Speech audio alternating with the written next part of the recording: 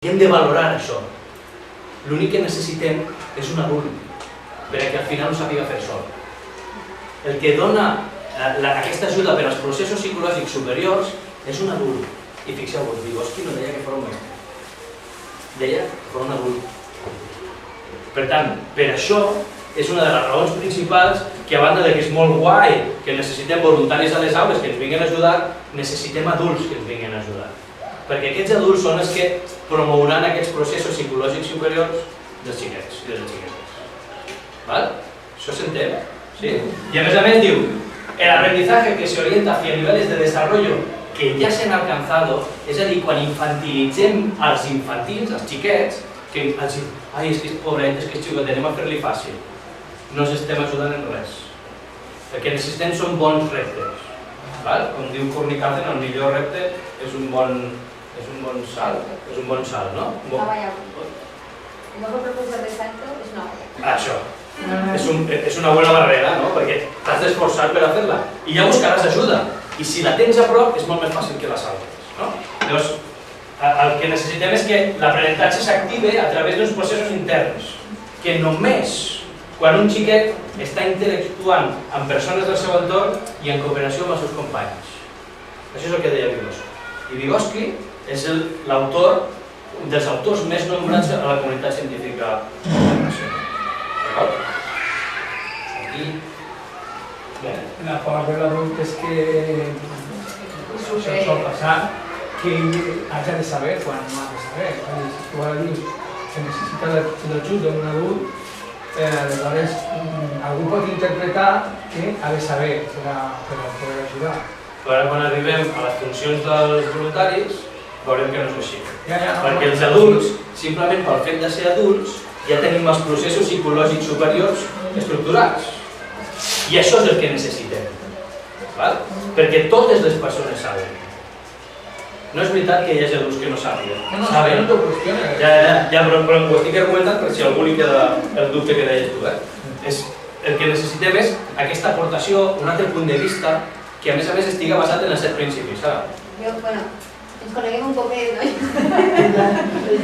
Jo crec, perquè som molt materials que és voluntari del meu col·le. Que guai.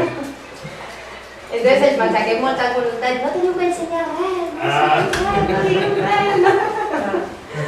El tema és que sí que ensenyen, però no matèria. Però no perquè no hi hagi confiança en que no se sàpiga la matèria, sinó perquè el que interessa és que hi hagi diàleg i que el diàleg sigui entre iguals i que el voluntari, el que faça, o la voluntària, el que faça és que aquests principis es mantinguin. Perquè no hi ha diàleg quan dues persones parlen. És un error.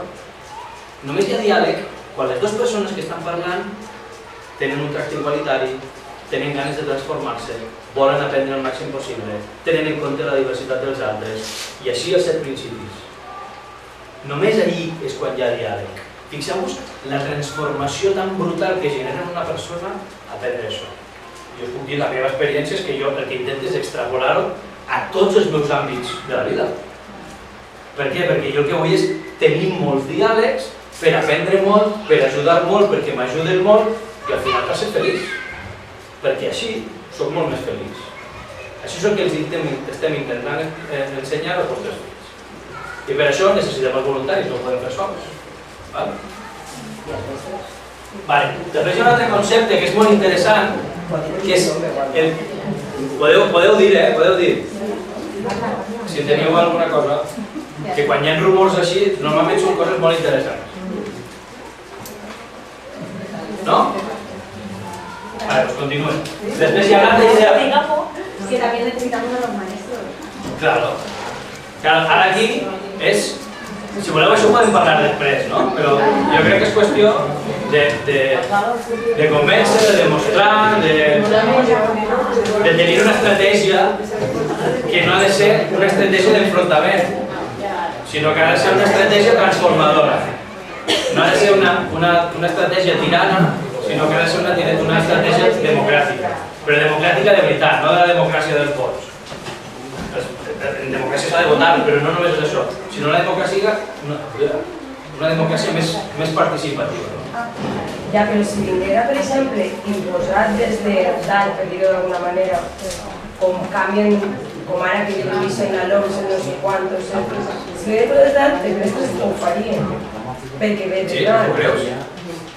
Supongo, no sé, igual que si diuen, a veure, és que no sé, que va per cicles l'educació, doncs de 2 en 2 cicles, doncs se fa. Que ara ja no van 2 cicles, que ara doncs també se fa. Perquè ve com a llei de dalt, per dir-ho d'alguna manera. Però ara en aquest cas, que és una cosa que si el mestre que vol ho fa i el mestre que no vol no ho fa, doncs no ho fan. O si no ho fan. Alguns sí i altres no. I entonces en una mateixa comunitat, en un mateix col·le com este, pues a vegades és un poc rotllo. Ara passen el curs els xiquets i el mestre que tenen ara no ho fa. A l'any que ve sí que ho fan. A l'altre, que l'any que ho fan, amb això que s'han trobat. Però que estaria molt més guai anar tots junts. I de quina manera se pot aconseguir sense haver d'imposar les d'edat? Ai, si ho sabien. Ai, si ho sabien. Mira, pensa dues coses. Una és, vas dir dues coses sobre el que diré. Una és, els mestres han canviat molt la llei. Les lleis han anat canviant i les lleis en determinats moments han anat postulant coses diferents. No molt diferents, però a vegades sí un pèl diferents. Però, com diu Ramon, jo la primera vegada que vaig sentir Ramon Fletxa deia és que l'educació que tenim és del segle XIX. Es fa el mateix. I que això és el que s'ha de transformar. Llavors, poden canviar les lleis, però les formes de calat, el que és profund, no ha canviat tant. Llavors, el que és interessant és que per a poder fer això s'ha de patir una transformació. Els mestres, els familiars, tots, no sé si ets mestre o mare, això el guapo és que estic aquí, no sé qui és mestre i qui és, només sé que seré, no sé si són mestres, però totes no sé res més. Això mola, perquè és guai. Sí, a mi és un repte, posa atenció. Sí, perquè les reaccions dels mestres jo ja les conec, perquè quan vas a les formacions les veus, però el del pare és diferent, després al final parlem. El tema és, una és que igual no canvien tant i que hi ha d'haver una transformació personal. I el de l'estratègia és buscar, a través del diàleg i a través dels principis, l'argumentar el per què creiem que les coses s'han de fer així o no. I que hi hagi un posicionament. Un posicionament democràtic, un posicionament igualitari, però que ha de fer un posicionament argumentat. Que la postura, doncs perquè no voldran, quin argument m'ha de restar el mestre que no vulgui portar-ho aquí? Jo no ho sé. Jo com a mare, quin argument me va donar a mi per convencer-me de que no fer-ho està bé? No crec que me convenci. Això, si voleu, ho podem deixar pel tram final, o després de sentir-ho tot, igual el dijous amb Esther també teniu moltes pistes, no? Jo crec que cada dia tindreu més pistes.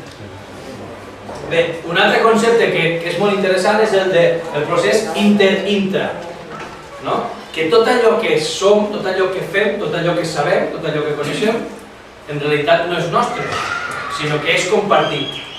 Primer, sempre posem l'exemple d'un xiquet quan comença a parlar. Segurament no hi ha una cosa més difícil en la faç de la Terra que començar a parlar. I com ho fan els xiquets? Com ho fem? Perquè va un i part, són interaccions tot. Interaccions, formes de parlar, unes més elaborades, unes altres menys.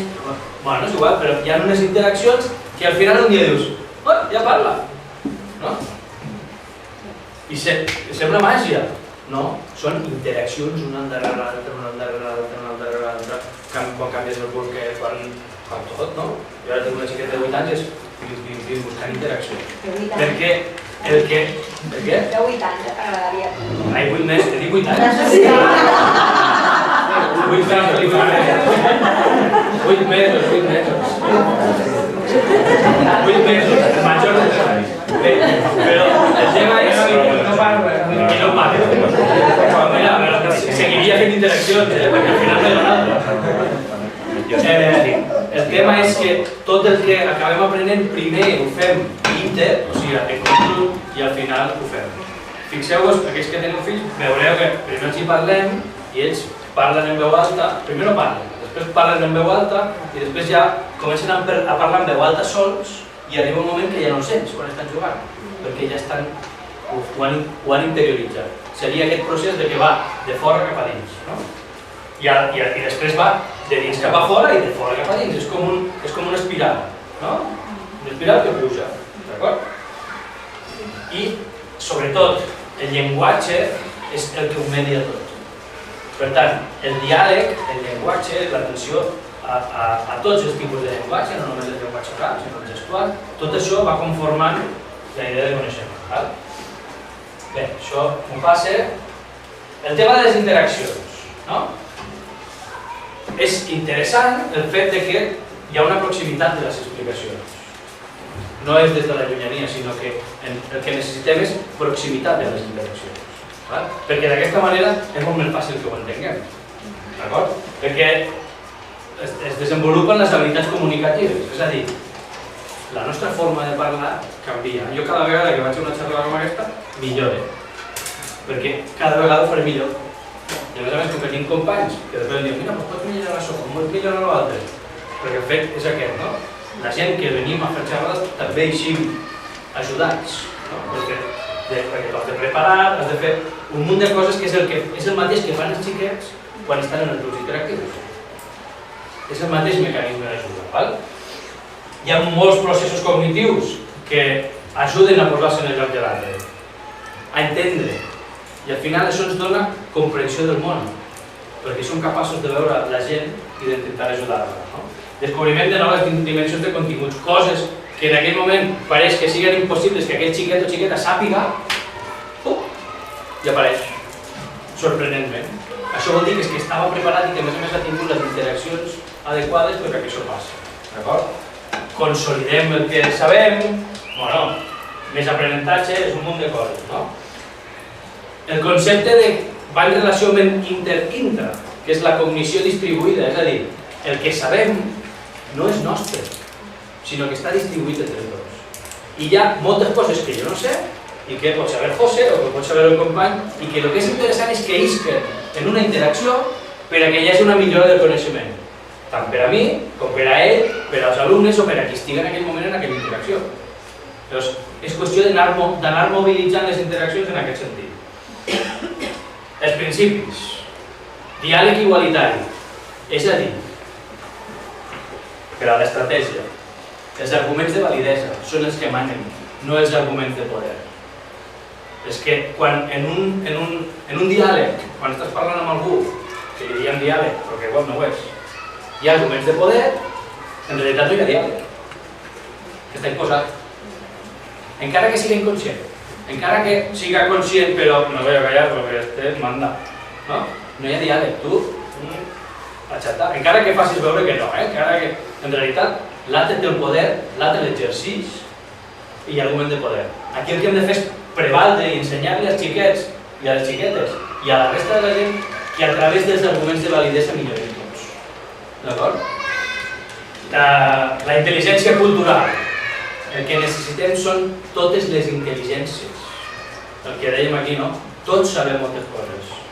Quan les mares o els pares participen en les biblioteques tutoritzades, aporten un munt de coneixements que jo no puc aportar, perquè no tinc. I que ja m'agradaria tenir-los. I que si estic ahí, ja faré per aprendre'ls. Però això, en el diàleg, si nosaltres estem parlant amb un altre i ell sap molt d'aquestes coses, dic jo, ho vaig a treure un profit. Perquè serà d'anada i tornada, perquè com que és igualitari. Transformació. El que volem és transformar-nos a nosaltres. Això és el que passa molt en les tertúlies o en els grups interactius, que la persona que entra és diferent a la persona que eix. Tu vas a una tertúlia, i això és que heu estat en tertúlies, ho haureu vist, que és que tu vas a una tertúlia i dius ai, clar, quina quantitat d'opinions, de coses, de punts de vista que jo no havia sentit mai. I ara, llavors te'n vas dient, i el coco va a tope. Processos psicològics superiors. Això és el que volem que passi en els grups interactius. Però a més, no només és una transformació personal, perquè no és personal, sinó que al final, com que som agents transformadors, el que fem és transformar també els nostres entorns. Els entorns ens transformen, però nosaltres també transformem els entorns. Doncs tenim aquest desig de transformació. D'acord? La dimensió instrumental, els millors resultats, tots els coneixements que puguem. Això del currículum de la felicitat, que es deia abans, de dir, no, estos pobrecitos, com que sean felices ja no es valen. No? Impossible que siguin feliços si no tenen reptes, si la gent no creu en ells i si no fan molt per assaltar totes les barreres. Ahí és quan seran feliços. I quan a més tenen gent que els ajuda, que és solidària i tenen amics. Ahí és quan són feliços. Creació de sentit. Creació de sentit és fer coses que tinguin sentit per a ells i després nosaltres les generem que tinguin sentit. Si no fem coses, o sigui, si estem parlant de violència de gènere i això jo no m'ho aplique i no té sentit en la meva vida, per què? El que volem és explicar als xiquets que tot el que fem, que ho fem en grup, això després ha de tenir un sentit i que ho hem de seguir fent. D'acord? La solidaritat. Ajudar sense esperar res a canvi. Perquè jo això, com a experiències, mares de l'escola on estava jo abans de Benidorm, que venien i deien, Jesús, y yo pensaba que venía a ayudar y resulta que me ayudáis más a mí que yo a vosotros. Y yo le deia, eso no es verdad, pero está muy bien que lo pienses. Perquè ell ajuda moltíssim, però ella quan se'n va diu, que bé, me'n vaig. Veig l'escola, veig què passa en les aules, veig els xiquets com funcionen, veig els mestres com funcionen, i a més em sent pletòric per això que deia, que omplis la llibreta i que... Al final, això és la solidaritat. Ajudar sense esperar res a canvi. Perquè és el que genera també molts més beneficis. I la igualtat de les diferències. Som iguals els resultats, encara que siguem diferents. Perquè és a partir de la diversitat buscar l'excel·lència, però la de tots. D'acord? Bé, aquests serien els 7 principis que un voluntari o una voluntària, un mestre, un alumne, perquè és important que totes les persones que estan en el grup interactiu estiguin formats i ho sàpiguen i ho tinguin molt clar, haurien de tenir presents en tot moment. Perquè és el que volem. El desig de transformació i saber controlar els sabers de tots, encara que no hem d'explicar, hem de dinamitzar, hem de donar la paraula, hem de buscar qui parla, qui no parla, hem de buscar els arguments de validesa. Vigileu que això no és argument de validesa, això voleu dir que és vàlid o és que tu ho estàs dient perquè tu ho ets el més vàlid? Coses d'aquest tipus. Són les que solen passar en un grup interactiu. Alguna cosa sobre això? No? Us agrada, Bé, com són els grups interactius? Altes expectatives. És a dir, un voluntari, un mestre, un alumne ha de tenir altes expectatives en totes les persones que té davant. Això, de la socialització de la que venim, costa, però és possible.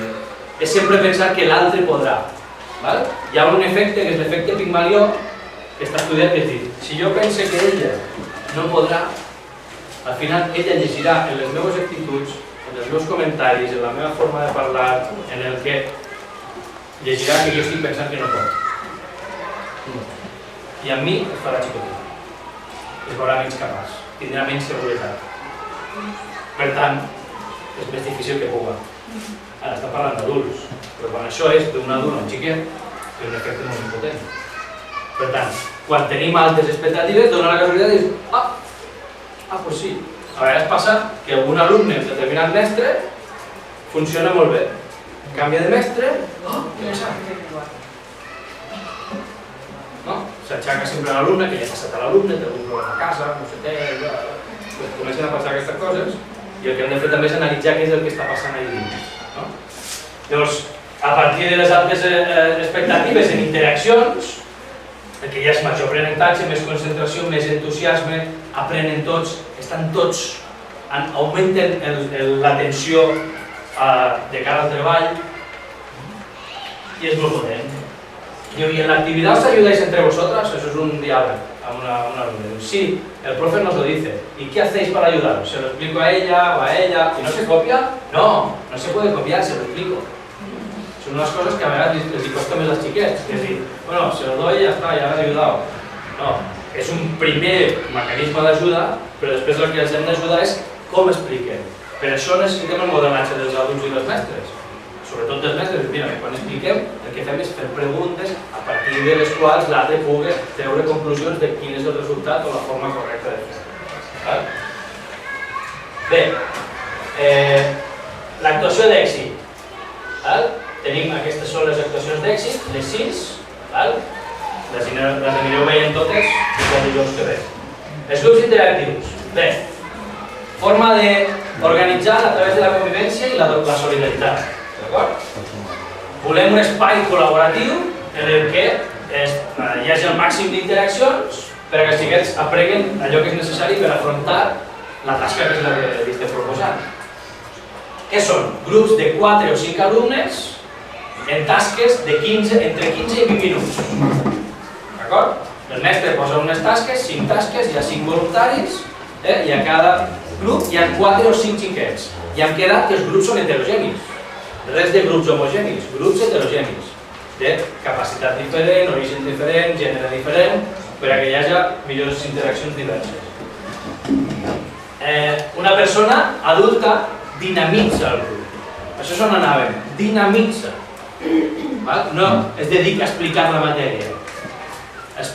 Això ens costa molt als mestres. Quan un mestre va de voluntari, estem tan acostumats a que el nostre rol sempre ha sigut d'explicar, que jo, per exemple, a l'escola, jo m'he mossegat la llengua ahir perquè jo també he estat socialitzat en això, i després parles amb altres mestres que el veus que està ahí explicant i dius, no rigues. Això amb alguns voluntaris també. A vegades, si passa una vegada, no passa res, està clar, és una cosa que succeeix i ja està. Però el tema és permetre que ells, és molt més ric quan ells estan en diàleg. I nosaltres estem com que no hi som, però sí que hi som, que fem la pregunta justa en el moment just, perquè aquí la teoria de la pregunta és molt interessant. Com ens deia Neil Mercer, s'ha estudiat que fins i tot les paraules, aquells alumnes que utilitzen molt el per què, tenen un discurs molt més potent i estan molt més acostumats al diàleg. Llavors el tema és fer preguntes, i això ho faig amb el meu fill quan vaig en el cotxe, vaig pensar a veure quina pregunta li puc fer per a generar més diàleg, per a que no sigui una pregunta, què tal, com ha anat? Bé, aquí no hi ha diàleg, sinó per què, i com, i quan, i a través d'aquestes preguntes, i com ho has fet, i amb qui has estat, i generar el que es diu la parla exploratòria. Que la parla exploratòria és parlar, però per a explorar, no per a... se queda ahí. Llavors no es produeix el diàleg, no? I això en el grup interactiu és molt interessant i és molt potent, perquè quan està el voluntari passa molt. I depenent de com funciona el voluntari, passa molt més. Es potencien les interaccions i hi ha altres expectatives. També es fan activitats de 20 o 30 minuts referides a un tema, en el que cada grup va canviant de taula, és un altre tipus de grup interactiu més extens. Això, per exemple, en un dels materials que s'han preparat per a la sessió d'avui, que és de Mungia, del País Basc, expliquen això, com un mestre, hi ha 2 mestres i un voluntari, o un mestre i 2 voluntaris, i en cada es treballa un tema, però és més extens. L'altre seria més curt, d'acord? Com funciona? Hi ha una activitat, els xiquets estan aquells 15-20 minuts treballant l'activitat amb aquest voluntari, depèn del mestre, o sona una música, o sona una campana, o es diu canvi, o els xiquets s'alcen i se'n van a la següent activitat. Els que estan a la 1 passen a la 2, de la 2 a la 3, de la 3 a la 4, de la 4 a la 2. I els voluntaris es queden en la mateixa activitat. Les activitats han de ser reptes. Sí, tot el que vulgueu podeu preguntar, que sembla un joc i acaba sent un joc, però és un joc superpotent d'aprenentatge, amb unes interaccions superpotents, amb una participació on hi ha intel·ligència cultural, hi ha tots els principis dels que hem estat parlant. Sols el canviar de taula, el què? sols el canviar d'una taula a l'altra, intentar que ho facin en silenci, sense fer ruïdo, quan canvien d'una activitat a una altra que canvien de lloc, això ja és un repte important. Els grups interactius que jo he vist, normalment, és genial perquè venen d'un espai de concentració que ells també necessiten aquest moviment. Perquè estan 15-20 minuts ahí. Jo sempre dic que és com un iglú. es fiquen en un iglú, l'efecte voluntari. A la meva escola, allà a Benidorm, el que deien els mestres és venga ya, es imposible que estén haciendo 5 actividades a la vez, hablando todos, eso tiene que ser un guirigall, un gallinero. La primera vegada que ho vam fer es va quedar flipat, perquè els nostres alumnes no tenien formació ni res, i els voluntaris tampoc, perquè érem nosaltres i teníem molt poqueta, que va venir Rocío a fer-lo, que Rocío flipava perquè deia, me vais a poner a mí a organizar unos grupos interactivos, com dient, no habéis entendido nada, ¿no? Però el tema és que va funcionar com una seda. Com una seda. Els xiquets van estar tot el temps concentrats perquè l'efecte voluntari fins i tot modulen el to de veu. Es donen compte d'allò que intentem tantes vegades de dir baixeu el volum, que estem treballant tots i però baixeu el volum. Quan hi ha un voluntari, ho fan de forma natural. És com una forma de respecte per no cridar. I hi ha un soroll d'ambient que nosaltres li diem el ruido de aprendizaje. Un rum-rum que no molesta. De quina edat estic parlant? Doncs estic parlant dels 4 anys fins a 12. Sí, és més complicat, però respecte al que és una classe de 4 anys, jo les que he vist almenys, diuen que de... Clar, però tot és un modelatge, tot és un fer, tot és un discorrir, no? Anem caminant i ells es van adonant de com funcionen millor, de com estan més a gust. De no pensar que perquè veiem una foto, és a dir, que estan en grups i n'hi ha un voluntari per grup, s'està fent un grup interactiu. Perquè és més complicat que això. Vull dir, aleshores, jo crec que sí que com a famílies hem de demanar, com a un metge, jo no me deixaria operar-se, o sigui, que me diga un metge, no, jo ho he vist, vaig a fer-te l'operació, no me deixaria que me tocara, que hem de demanar que els mestres que vulguin fer-ho se formen perquè és una evidència científica i s'ha de fer d'una determinada forma i a més aquesta activitat en si, que com s'està dient just, és superpotent, però que la resta del temps en la teua classe no dius, ara ja l'aprenentatge ideològic no, ara torne al constructivisme, no? O no sé què. Clar, perquè a més quan més actuacions d'èxit, més ràpidament van interioritzant tot això i entonces, bueno, tindre ahí, no? Esa coseta de esa mirada crítica per als nostres fills, o sigui, per l'educació d'ells, no? Sí, per a demanar la rigorositat, el rigor. Que les coses es facin com s'han de fer. No, és el que deies, no perquè hi hagi voluntaris, hi hagi activitats, allò és un grup interactiu. Igual no és. És necessari que els xiquets sàpiguen què és el que estan fent, que els mestres sàpiguen què estan fent i que els voluntaris sàpiguen què estan fent. O sigui, que hi ha d'haver una formació prèvia. Bé, abans un poquet. Durant els grups interactius, la persona adulta promou la interacció comunicativa. Això és el que estem parlant tota l'estona. Si no passa això, no estem en un grup interactiu. Ha de promoure. I per a que tots puguen resoldre l'activitat sense entrar en el meollo, sense anar a explicar, sinó que ells, dialogant, puguen resoldre l'activitat gràcies a aquesta gestió, a aquesta dinamització, d'acord? El mestre gestiona l'aula, resol dubtes, ajuda quan faci falta, aquí tindríem algunes imatges, però aquí ja som experts en grups interactius. I abans dels grups interactius, és interessant la coordinació prèvia, és a dir, pactar certes coses entre els mestres i els voluntaris, d'acord? Poden ser les activitats, poden ser la forma de gestió, poden ser moltes coses, d'acord? Podem programar les activitats, presentar al voluntariat, tot aquest tipus de coses. Després dels grups interactius, és molt important la vostra opinió. És molt important que vosaltres expresseu què heu vist, què us ha sorprès, què us ha preocupat, com heu vist que funcionaven els grups. Aquesta forma d'avaluació és molt important i forma part de la vostra participació en el grup interactiu.